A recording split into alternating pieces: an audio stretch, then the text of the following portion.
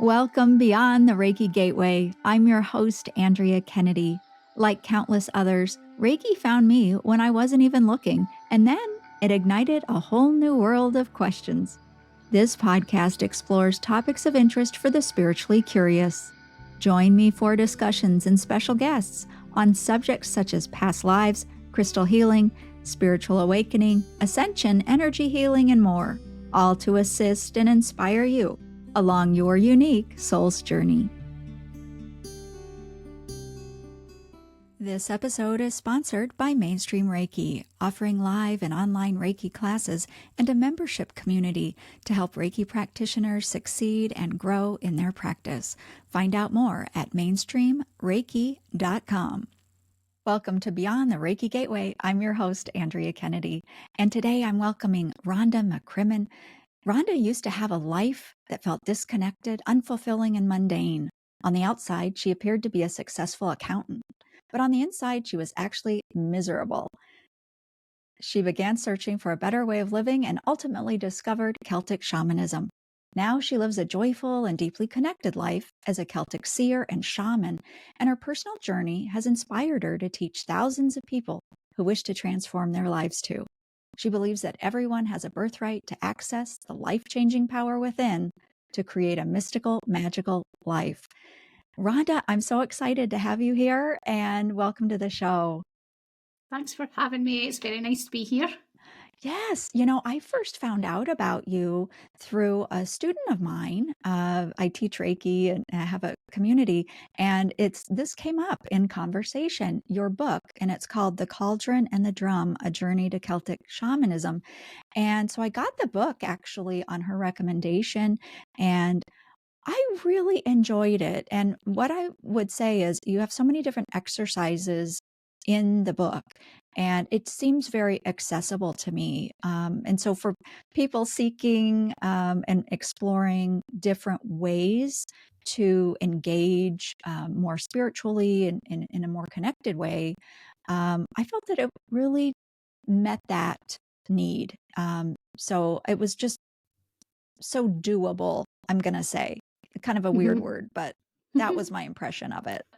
One of my main values as a teacher is to be accessible. I have late diagnosed ADHD and really struggled to learn throughout my schooling. And when I went to college and dropped out, I just couldn't manage. So, and then, in my 20s, I did look for things and I found books and I'm reading these books and I'm saying, this feels good, but how do I do it? How do I put all this magical stuff into practice? I don't know. So when I was invited to write my book, that's one of the things that was really up front and center for me, was accessibility and ease for people who maybe are so drawn to this work, but maybe just, don't resonate with some of the more kind of complicated, in-depth, esoteric language that some teachers will use. Yeah, it's just so grounded, I think, and actionable. So I just really appreciated that in a world of so many books that you're just not sure how to implement it. So first, I think too, we need to check in with you and ask where you are.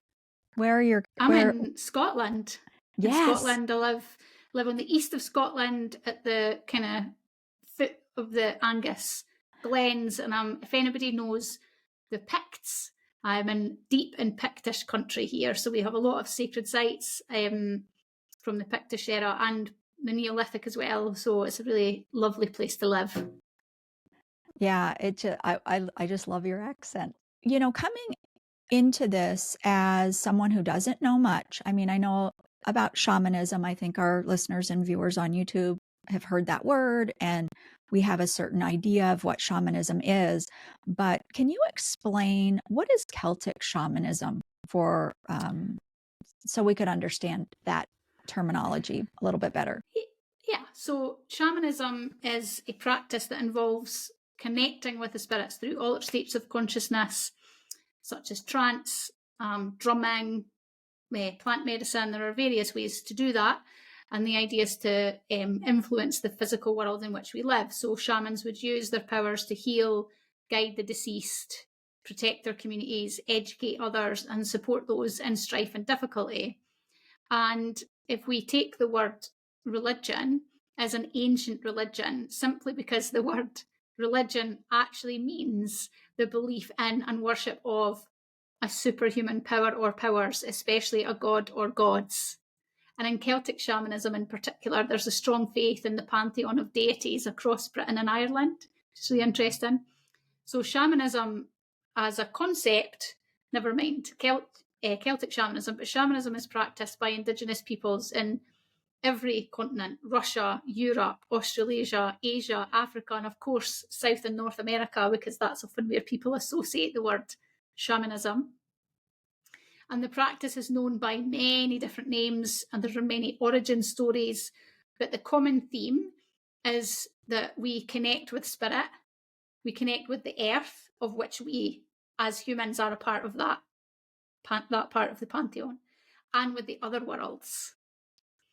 And my particular interest in shamanism is to connect with rituals and ceremonies from the British Isles, as opposed to in other places in the world, with a view to support people in personal empowerment. So it is absolutely my belief that we all have Indigenous ancestors, and that all humans, regardless of their lineage, regardless of where they think they come from, can and should access this connection to the land, to the spirits who live there, and to the other worlds for wisdom, healing, and guidance. And that basically involves simple ceremonies, daily rituals, connecting with spirit guides, of which some of your listeners will, if I was to list some off, your listeners would probably recognise some of the things that shamanic people would recommend that you do. And the type of shamanism that I practice, Celtic shamanism, my brand of it, if you will, is simple, non-hierarchical, and really supports people to weave shamanism gently and easily into everyday life, instead of helping people to escape from their life, which is often what people try and do with a shamanic practice. Yeah, that's a really good point, I think, Rhonda, because that escapism, that really struck a chord with me when you said that. And but so I'm kind of wondering though, I don't have any personal ties that I know of ancestrally to where you are or to the Celtic practices. So is it okay if I engage with these things, or am I supposed to trace my roots back and practice what my ancestors practiced? What is your ancestry, Andrea? Do you know? Well, I have a line that goes back in the indigenous peoples that were in Mexico, and am related actually to medicine. I have a relative who was a medicine woman in a tribe in Mexico, actually. And so I kind of feel like, do I owe it to my ancestors to, follow in that? Or am I free to explore other things? I don't know. I mean, it seems, and also I'm going to say in this day and age, I think there's some judgment about these things too out there. So I'd love to get your take on this. All right. Okay. So let's do it. We're in the cultural appropriation territory. So let's just get juicy. Okay. All right. Okay. So we'll start with, where will we start? Let's start with my definition of cultural appropriation. So my definition of that is, so cultural appropriation refers to using objects or elements of a non-dominant culture in a way that reinforces stereotypes or contributes to oppression and doesn't respect their original meaning or give credit to the source. Okay. But I think that the conversation around cultural appropriation has gone a little wild. It's gone off-piste, and it somewhat distracts from the actual issue of cultural appropriation. So for me, I draw the line when a dominant cultural group uses elements of a non-dominant group exploitatively. So in the UK, I have many colleagues of European descent who have trained with Native American teachers who are so happy and so glad to share their knowledge and their teachings with people of these lands. And I have many white brothers and sisters who teach beautiful Native American ceremonies, who have been inducted into that lineage, but they're not doing it in a way that's exploitative. They always credit the source of their teachings. A lot of them will give back to those communities. You know, there are really beautiful ways to connect with any cultures.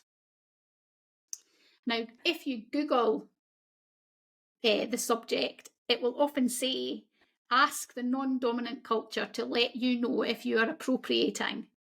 And that's what I tried to do.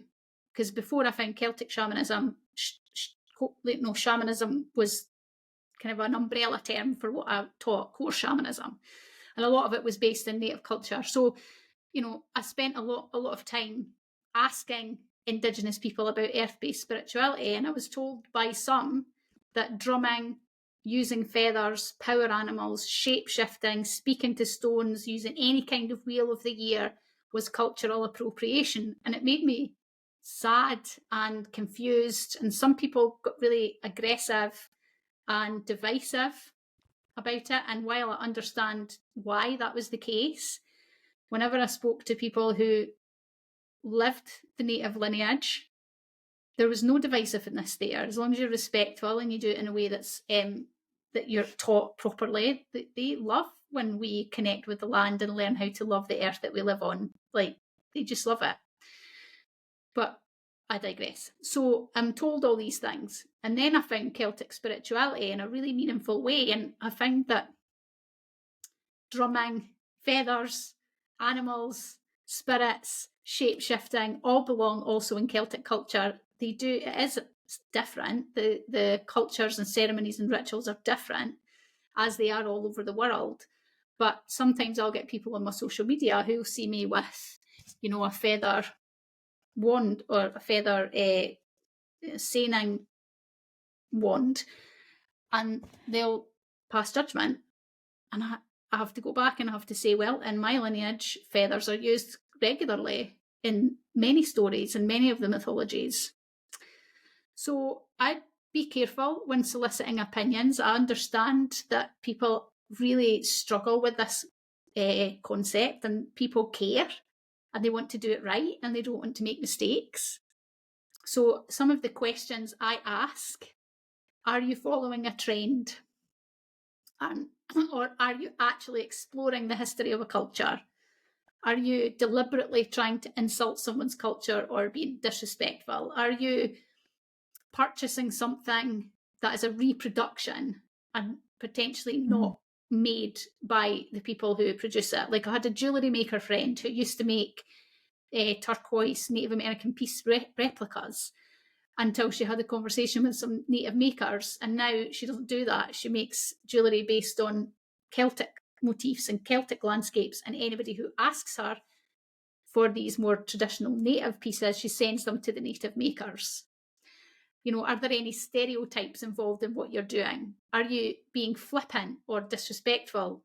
You know, are you borrowing something from an ancient culture that you know of and pretending it's yours? You know, you're not crediting the source.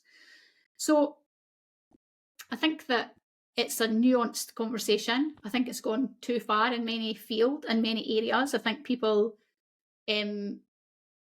use it as a projection of their own pain often, which is not helpful, and it doesn't bring people together. And I think that the true conversation in cultural appropriation is really important and should definitely be had. But we won't get to resolution, reconnection, love, peace, when we have so many people judging, blaming, misunderstanding, controlling, shouting, being divisive on the internet to people who are just doing their best, to live a spiritually connected way of life.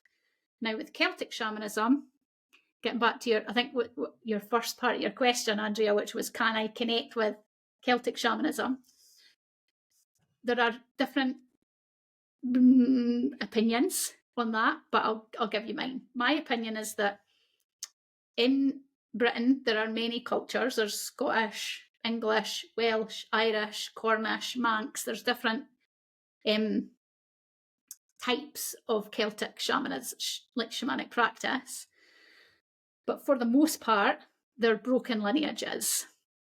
So the word Celtic actually relates to the Iron Age, which is like 2,000 years ago, and we don't have anything left from that time. We have archaeological evidence, we have evidence from the Roman writers, and then we have monks, Christian monks, who would write things down maybe 500 or 1,000 years later. So we do have some information, but anybody, the Druids, the pagans, the witches, the shamans, are all drawn from the same material. It isn't, there's no elders, there's nobody to say what's open and closed. So in my opinion, it's not a closed practice, and anybody who wishes to connect with it can. And the other reason that I say that is because I believe our ancestors travelled. I don't think that we all sat in little bubbles and didn't learn from other cultures. I think we travelled, and I think that we shared our knowledge and we shared our skills. So if you are really drawn to Celtic shamanism in a way that you can't quite understand, maybe one of your ancestors travelled here and learned from the spiritual people of these lands. We just don't know. So to me, I take a very open-hearted, very inclusive, we welcome everybody view to shamanism. And we have Christians in our membership, Christian people who connect with shamanism. We have we've had a priest in the past who's been in and done some work. We have witches and pagans and druids and just anybody who's drawn to this way of life. So we're very open. Yeah, thank you for that explanation. You know, in that subject, in this cultural appropriation thing, it's been interesting for me. You know, in the Reiki world, there's some of that as well. I think it's kind of all over, but it's kind of hard to draw lines in the sand because, you know, you said it right. Our ancestors traveled. Also, my goodness, if anybody's ever had ancestry.com or whatever, and they've gotten there, oh my goodness, there's all kinds of stuff back there in your DNA. And so how do you judge, you know, this person has the right to do this and you know, it's like, gosh. And all we're seeing, you know, you mentioned on the internet and social media, all we're seeing is the image of that person, how they appear in that moment, you know, and the judgment is made on that way, way too much, I think. So, yeah, respect, love, honesty. I think, I don't know, to me, I think if we can let that be our guide, maybe we're okay. I don't know. What do you think? Yeah. I think it's an important discussion, but it isn't.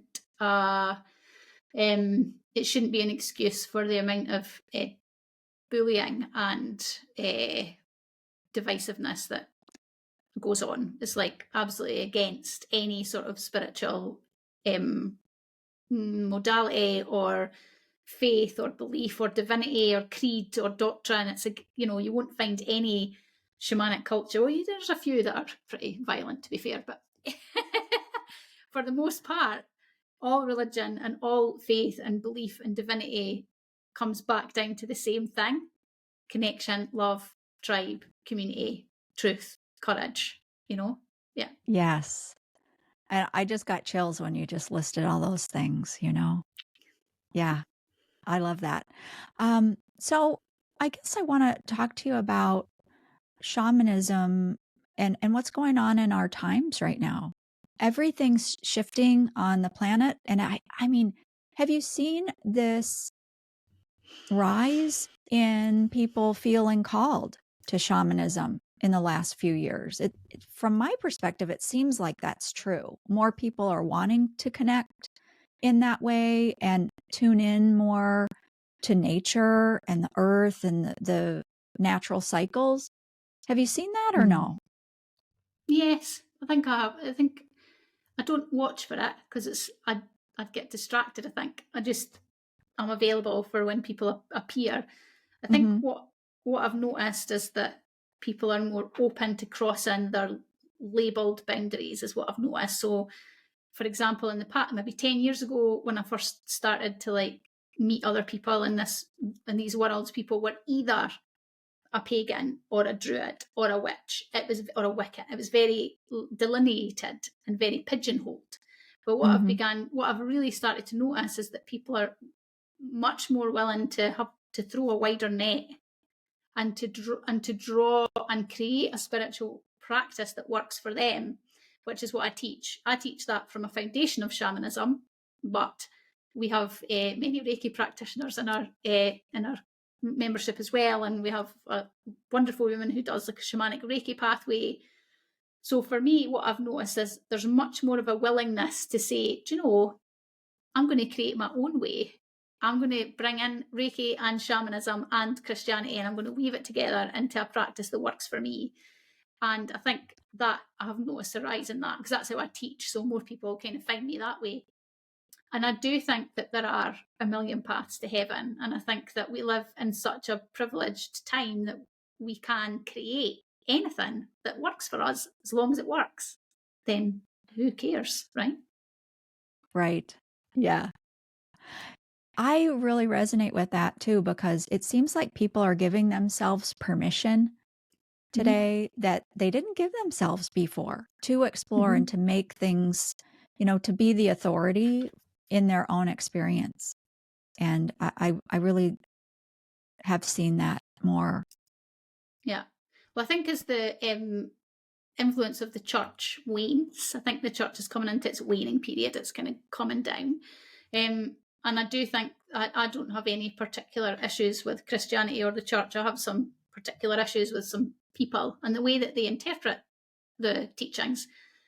Same can be said for any modality, though, since it's a human problem, I think, not a Christian problem. But what I've noticed about as the influence of the church decreases in our society, it leaves a gap. We are like a spiritual people. We do need leaders, and we do need structure, and we do need community, and we do need tribe. We are tribal people. So what I try and do is create a tribe of people who support each other, and we have very clear guidelines on ethical practice, for example. We have clear guidelines on how we communicate with each other in that space. So the holding is there, because I think that's what's missing when we kind of move away from something so structured like the church. Things can get a bit wild. We lose the ethics, and you can lose the grounding. So that's one of the things that that we work hard to do at the Centre for Shamanism, is to bring those pillars of ethics, right practice, etc., into what we do. And I think that the need for spiritual connection's always been there, but I've noticed people are much more willing to be creative with it these days, I think. Yeah.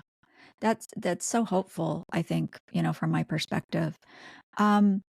Different cultures have had different ideas about the body and energy centers within the body. And you teach 3 main energy centers, is that correct? Can you talk about what those are, and give us some information about how they interact with each other? So the 3 cauldrons is what they're called. And the ancient knowledge comes from a poem called the Cauldron of Poesy. And if any of your listeners would like links to the original, I've got a couple of original translations of that poem, which are really interesting. Let me know and I'll give you the links. But the information comes from this poem, and the idea is that the 3 cauldrons sit in your body. Now, there's no information in the poem about where in the body they sit, but there's this general consensus when people journey and connect that the lower cauldron sits in your kind of lower belly. The middle cauldron sits in your kind of heart, chest area, and the upper cauldron sits in the head. And they each have their functions in a human.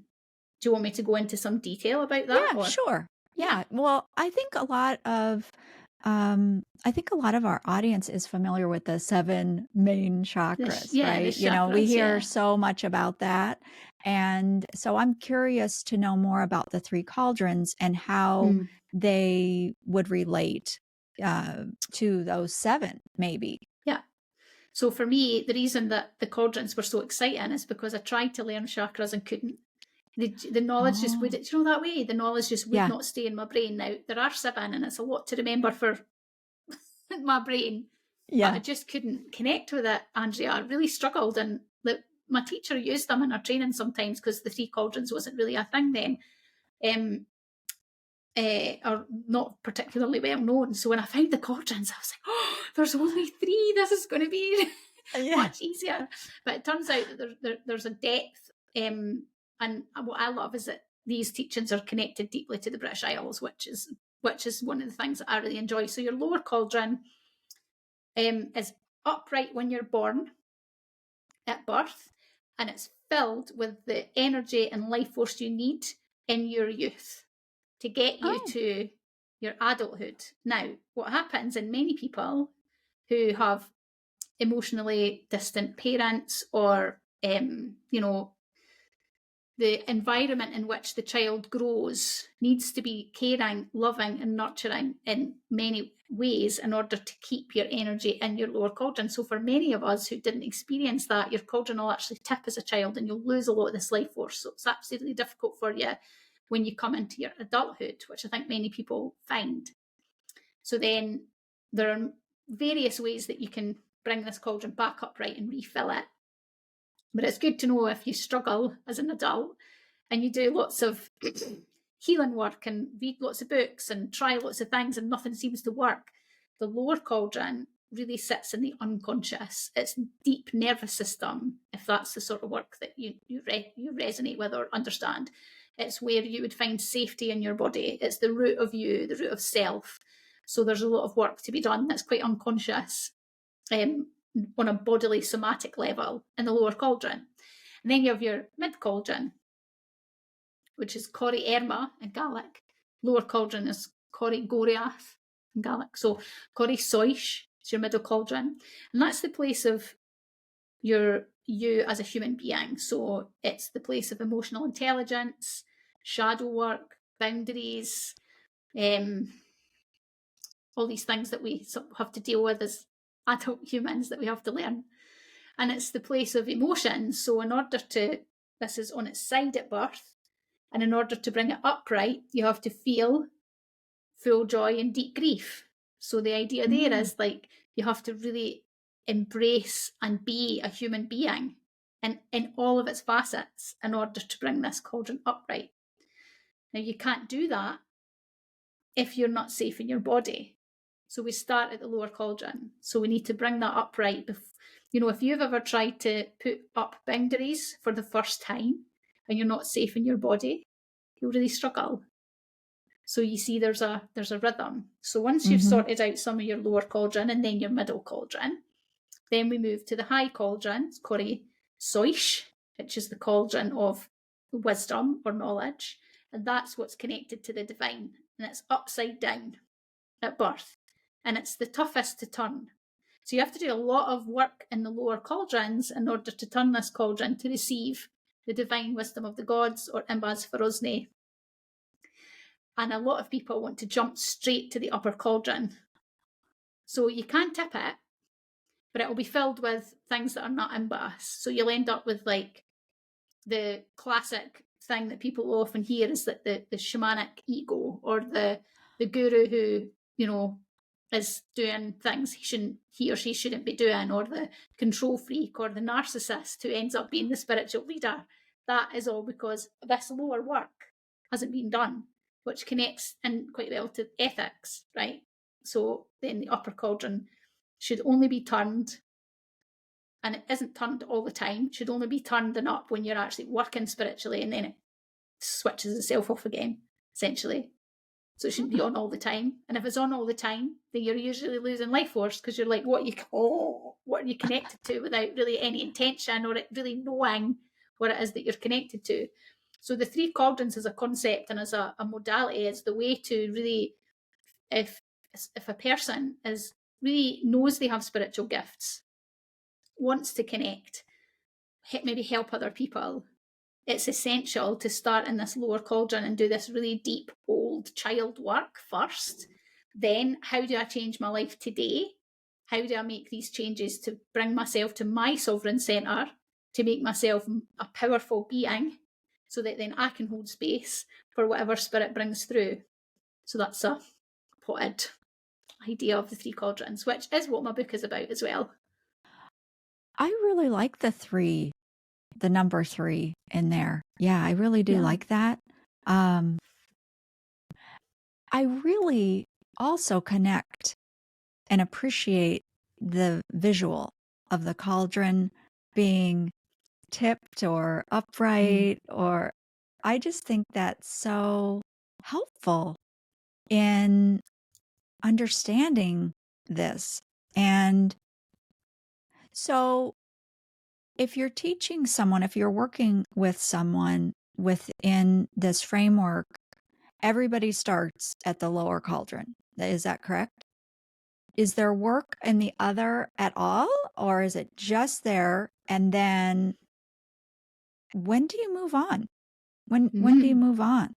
How do you know? It's circular. It's a circular thing. So I absolutely go around my cauldrons. I'm like, oh, something's come up. I'm upset. I've lost my temper irrationally for some reason. Oh, something new is appearing for me to work with. So down my cauldrons I go. I start in the bottom and then move up. And it's circular. So like when someone finds me for the first time, they might spend quite a lot of time in the lower cauldron to start with, especially around nervous system regulation, finding safety in the body. Like even as simple, Andrea, as looking after your own needs. So going to the bathroom when you need to, eating when you're hungry, stopping when you're full, light in the eyeballs in the morning, feet on the earth, like drink water when you're be hydrated. Is super simple. And I think that some of the things that people miss in a healing pathway are these really simple things that sometimes are usually often connected to deep shame as well. So deep shame of chronic shame will often sit in the lower cauldron. So a lot of it's usually women, but some men appear as well, and they're always very welcome. All genders are welcome. And but for the women I work with, often it's chronic shame is one of the first things to deal with, and that can take a while. And sometimes they love it because they get permission to not rush. You don't have to do anything else. You can just look after your needs and learn how to do that first. And it's like a breath of fresh air when you're not encouraged to try things you're not ready for, and that you kind of probably know in the back of your mind you're going to fail at because you've done it you've tried these things over and over again. So we start at the bottom, and then maybe you'll be like, okay, this boundary issue that Rhonda keeps mentioning, because I talk about boundaries a lot. I think I'm ready to try putting up a boundary with my husband, wife, sister, mother. I'm going to try it. So they do. And it isn't as bad as they thought. And then they're like, oh, and then they draw back a wee bit of power. And then they find themselves in the middle cauldron. So they do that for a while. And then things will get tricky and difficult as they do. And then they'll find themselves back down again. So it's really quite an intuitive process, I would say. And in our membership that we have, which is the Cauldrons Way membership, there's a whole program that takes people through this process. And we have a community where people come in and they say this thing, and then people give their own experiences. There's no advice, nobody gives advice, but people give their own experiences so that you can take the pearls of wisdom from other people. So it would be funny if I said, I know exactly how you should interact with the 3 cauldrons, but then I would be lying because everybody's different and everybody's pathway is going to be very different. But what I teach is how to know that and how to listen to your own body when it comes to this sort of work. So yeah.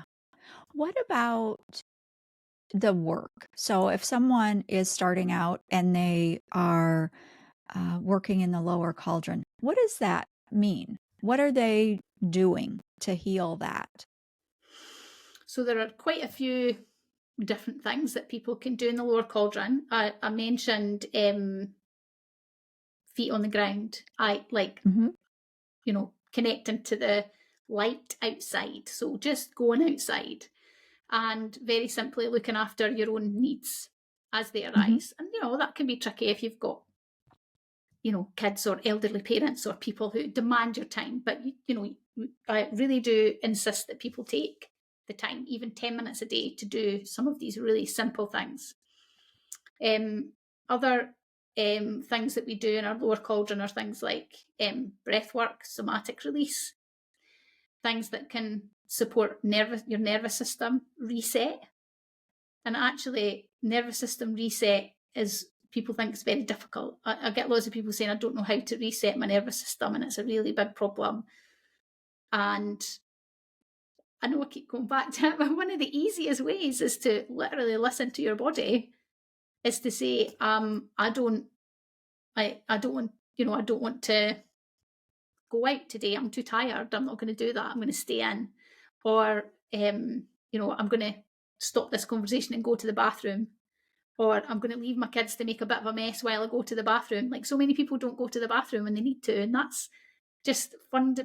And people laugh at me, like my guys and the membership all laugh at me because they're like, you make such a big deal about it.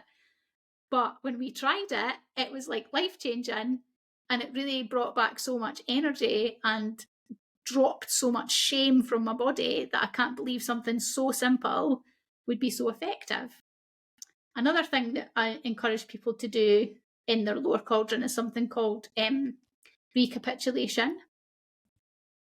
Now that is a Toltec technique, actually. That's not Celtic. Toltec is South American, right?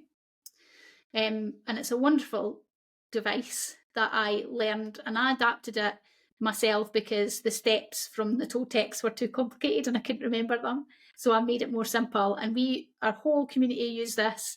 Some people use it every day as one of the most effective, quickest ways to release oneself from negative emotions from old memories. So would it be useful for me to share that exercise? Yeah, I think that would be great. Yeah, I think we all need to help ourselves with that. Hello, it's Andrea, and in addition to being your host here at the podcast, I'm the founder of Mainstream Reiki, where bringing Reiki further into the mainstream is my mission. I offer quality Reiki classes of all levels to students attending live from around the world. And I've built a membership community as well to help Reiki people connect with each other through discussions, events, and Reiki practice. So if you're considering learning Reiki, or you already have, I invite you to visit mainstreamreiki.com to discover your next step in your Reiki journey. Thank you. And now, back to the show. It's so cool. I remember, Andrea, having memories when I was younger that I thought, this is going to haunt me forever. I am never going to forget this. And some of them are pretty bad. Some things I had done, some things I had done to me, I thought I'm never going to forget. And I can't bring them to mind. I can't even think what they are now. I just don't even know what they are. It's that effective. So, and it's quick, which we like.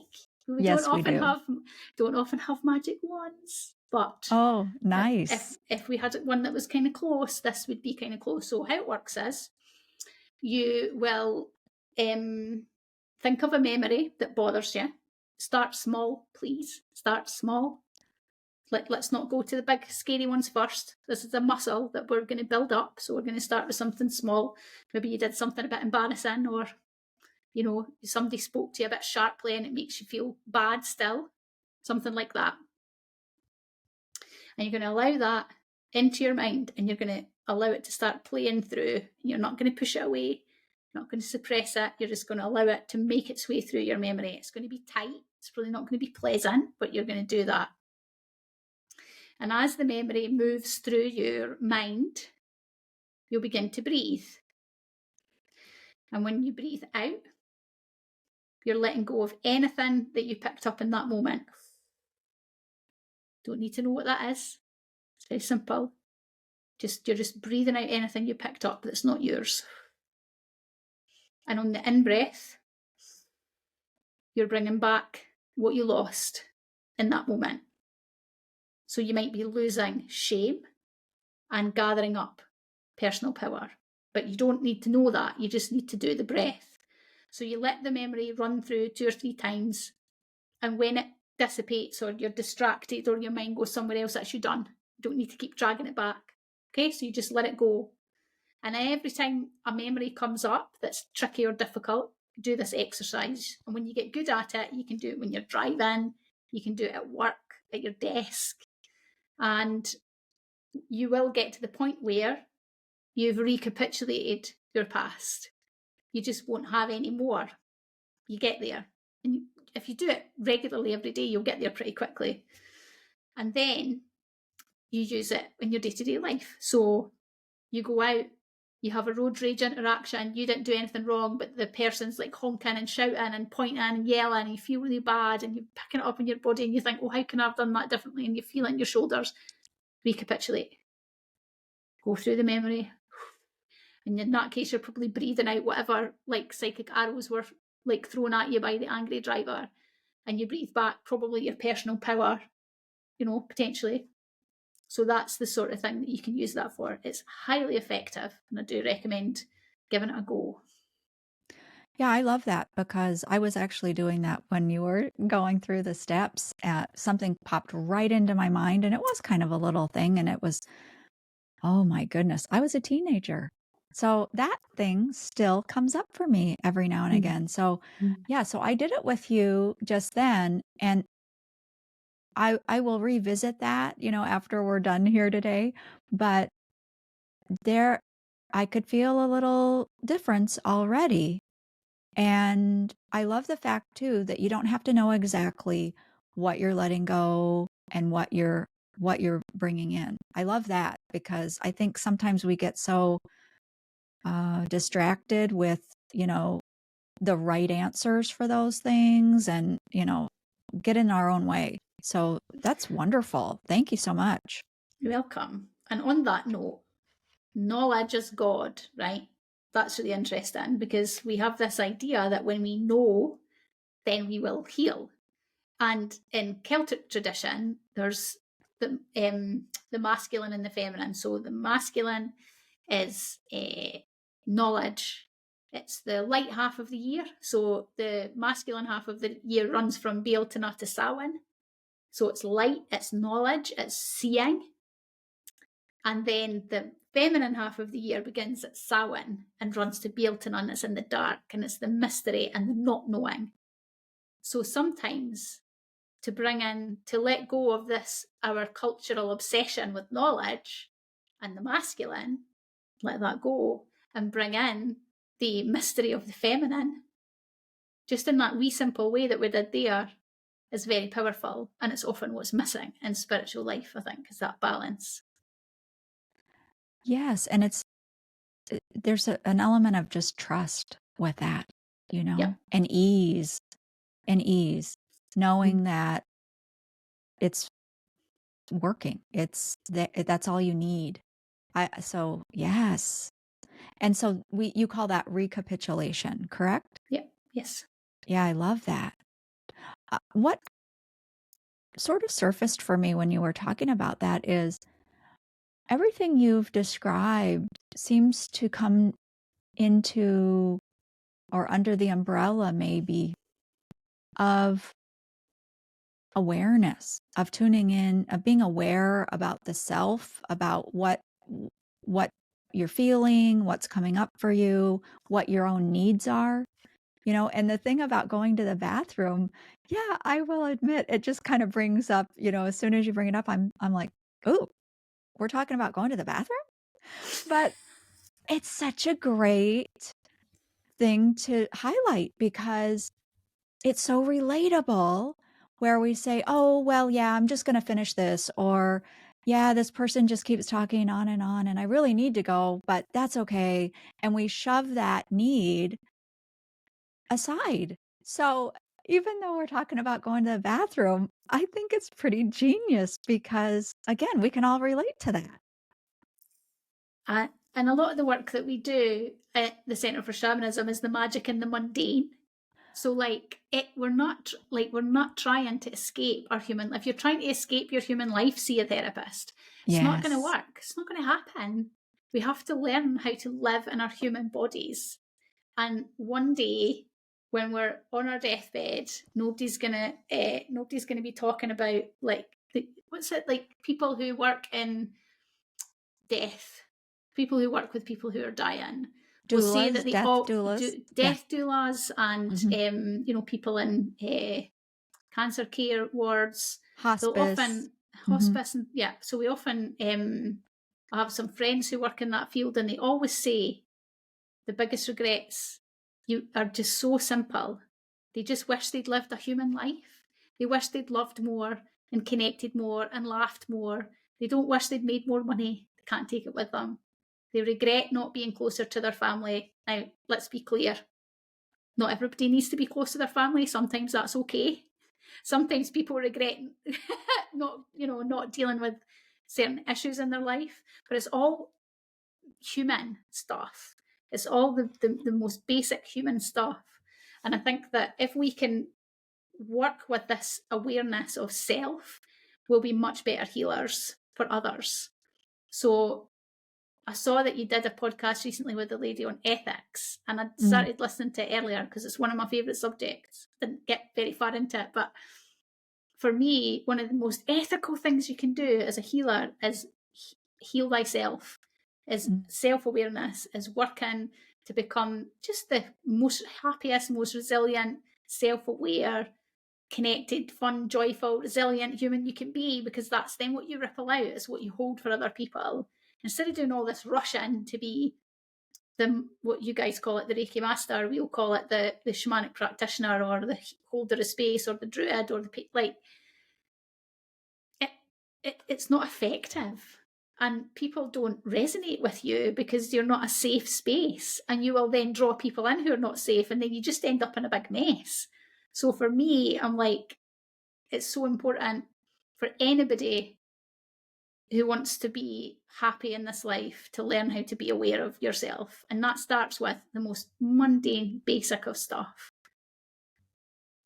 I think too, just society, we're kind of unlearning that, because I know here in America, a lot of us grow up, or at least did, in my time and maybe before, where tuning into yourself and taking care of your needs, that was shamed back then. Mm-hmm. And so that's something we've got to heal and address. And I think it circles back to that word permission, that came up earlier in the conversation. More and more people are giving themselves permission to go back and reclaim that for themselves. That it's okay to take care of themselves. They're not being selfish or vain or taking away from other people. And I think that's a wonderful place where we are right now. But that lower cauldron really, to me, sounds like it's about self-care and about self-development, Yeah, it's about the unconscious. It's about who you are internally. And then your middle cauldron's about what you present externally. It's like your external presentation.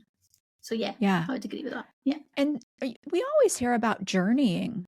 Where does that come in this process? Are we journeying while we're working with the lower cauldron, or does that come later? You can do, yeah, for sure. So one of the first things people learn with me is how to connect with guides. And one of the ways that you connect with guides is through a shamanic journey. So I teach people how to do that. It's a very simple process. I have the 6 guiding principles of safe practice, because again, a lot of the ways that people teach journeying isn't safe, honestly. But it is really simple to be safe. So those are always open sacred space. It's very simple. Hold an intention that you're in sacred space. Light a candle. Hold the intention that you're in a sacred space. Always go on a journey with an intention. So why are you going? Because you can get the information, but you don't know why you're, like, if you don't know why you're there, spirits will speak in metaphor and feeling. It's like a dream sometimes, So if you don't have an intention, you don't have a key to the map, you're going to lose your way quite quickly. So an intention could be, I'm working on my lower cauldron. Can you give me some information that will help me? for example. Or an intention could be, take me to some place in the other worlds where I'll receive healing support from a lower cauldron. It's that kind of thing. So you need to have an intention. You always go with a guide, one of your guides. You never go journeying by yourself. If you don't know who your guide is, just ask them to be there anyway, and they will be. Okay? Mm-hmm. And then you go on your journey, you receive your information, and when you're in your journey, you do not barter. So you don't, if a spirit comes and says, I'll give you this if you give me that. No. Everything has to be given freely and without obligation. Anybody who knows the old fairy stories maybe will remember that. So everything given freely and without obligation. Then you come back and close your space. Some people just love keeping their space open just a little bit because it's like so high and exciting, and but then you just end up being drained and you've no idea why you're so tired, and like things can come through that connection and it's not good. So always close your space, and then you make sure you're fully grounded and back in your body. So slapping, eat something, have a shower, do something like really human, go to the bathroom. And just make sure you're fully grounded when you return. And then you can you can learn how to divine information from your guides in the other worlds. Witches would call it hedge witchery, I think, and there are other names for it. I think that I don't know if you guys, Reiki guys, have anything similar. I don't know that much about Reiki, honestly. But the point of it is that whatever modality you work with, you can connect with your guides and ask for support and information. Yeah, that's really neat. You know, it's funny, in the Reiki world, some people work with guides, some don't. You know, it just really depends on the training and, you know, the individual, really, I think. But wow. And so as a person moves through the cauldrons then, what do they look forward to as far as the upper cauldron? What happens there? The upper cauldron just sort of happens naturally, I found. So when you've got to the point where you're like solid in your cauldrons and you're living resilient, connected, you're boundaried, you don't do things you don't want to do, but you can also be in service to others, then generally speaking, if you have a calling, it just generally kind of starts to happen and unfolds for you. Sometimes people will have the intention to get to the higher cauldron, and that's okay too. But I guess the thing to look forward to is that you don't worry about, you're not like, is this me? Is this just my ego? Am I just making this up? None of that happens because you're so solid in yourself. Some of the things are like the gifts that you already have will increase tenfold, 20-fold. I've seen that a lot happen with people who do this kind of work. So that can vary for sure. And some people have found that actually once they've done that lower cauldron work, that they don't want to work with others and they would like to connect for themselves only. And they do that through their upper cauldron, which is lovely. Yeah. That's interesting that they'll shift into, you know, something other than what they first thought. Something that's come up in response to what you've shared for me is the rush that people have oftentimes. And I do see that. It's kind of sad to me that sometimes people, they don't even want to be like on earth anymore. It seems like it's like they want to be so spiritual, up in the clouds, you know, this kind of thing. And we need to be here, you know, living here on earth. And from your point of view, Rhonda, you know, here on the show, I've had different guests, and even in the last episode, we talked quite a bit about it. And that is the shift, or what people call the ascension and things like that. This idea that the earth is raising in vibration, becoming more of a loving, accepting, caring place, moving out of the old ways of power and domination and, you know, control and things like that. From your perspective, how do you see these times? Is it similar to you? What do you have your own perception of that? So when people tell me that something's called the Ascension, then I'm always like, okay, that's not a word I would use. Another word for ascension is inflation. So it takes you up and out. And I'm not interested in being up and out. I'm quite happy in my human life. Even when it's horrible and difficult and really shitty, I'd rather be in my human life, as I've discovered over the years.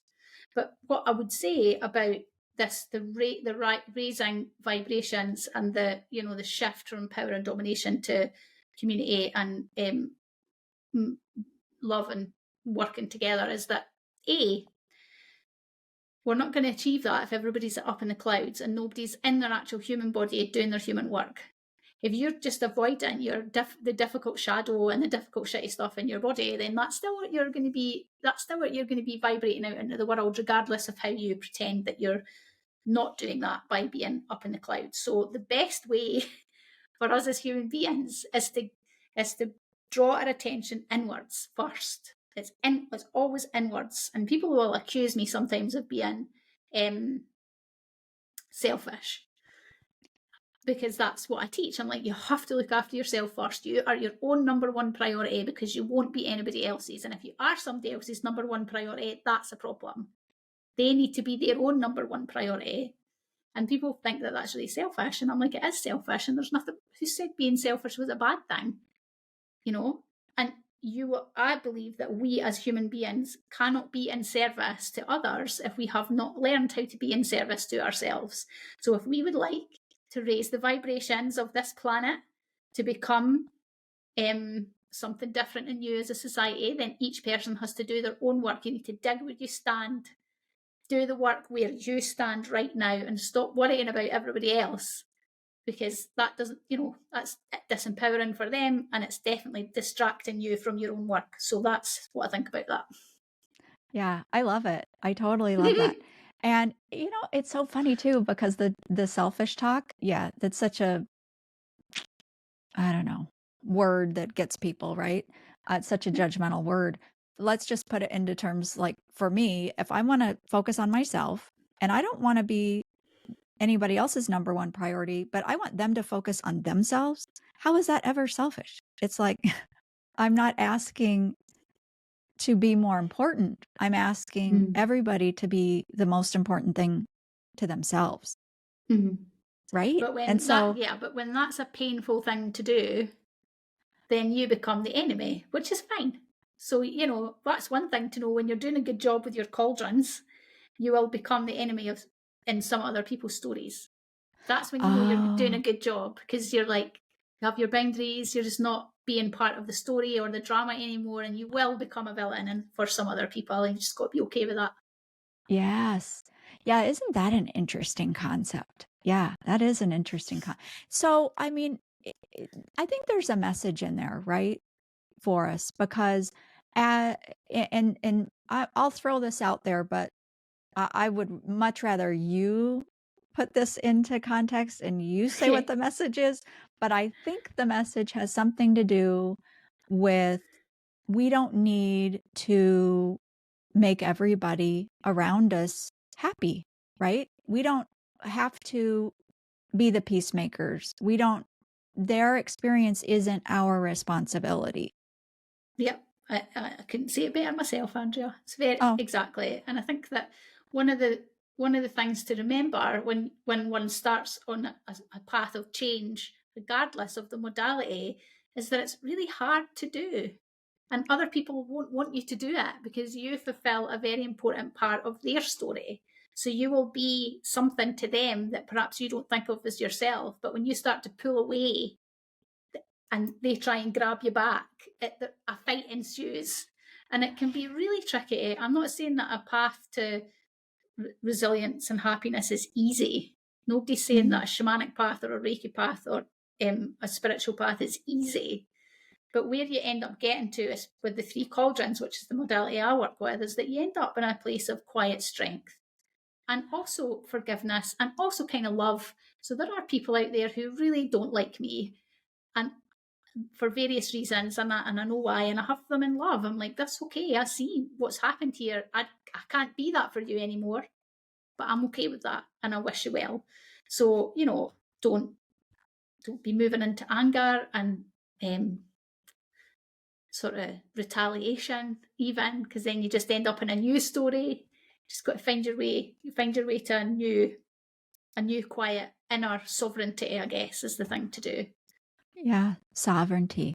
Yeah, that's just one of my favorite words lately, I have to say. Well, the word sovereignty is the word for the centre of the Celtic wisdom wheel, which is like a medicine wheel. So, Oh, that's just really fascinating how that came all together right then. Yeah. Mm-hmm. Well, Rhonda, we're just about out of time, and gosh, I guess what I'd like to share before we go is, how can people connect with you most easily? So you'll find me centreforshamanism.com, and it's the British spelling of centre, in case anybody's confused. And then you'll also find me on Instagram at Centre for Shamanism. Be careful, there's lots of copy. I have a lot of copy accounts on Instagram, so mine is the one with 62,000 followers. I've got a lot of followers, so don't mistake me for some of the imposters. Ah, yes. Yeah. That's good to know. Yeah, look for the real deal. Yeah. And you certainly are that, Rhonda. Thank you so much for being here. And I just love some of the visuals that you inspired for me as we were talking, and the honesty with which you speak about your passion, this work that you do and the teaching you do. And so thank you so much for being here. Thanks for having me. And from myself and the team here at Beyond the Reiki Gateway, we'd like to say thank you to our listeners for all of your support, including leaving great reviews, becoming BTRG insiders, and sharing this show with your friends and family. Drop us a line at info@beyondthereikigateway.com anytime. Tell us what's on your mind and take great care. Until next time. Thank you for listening, and you can check the show notes or visit the website beyondthereikigateway.com to find out more about the podcast and connect with me. Please keep in mind that views and opinions expressed in the show don't necessarily reflect those of the podcast or anyone affiliated with its production or advertising. This program is presented for your entertainment only, and all information provided is to be utilized at the listener's own discretion. I, along with the BTRG team, hope you enjoy the show as much as we enjoy making it for you. Wishing you highest blessings until we meet again beyond the Reiki Gateway.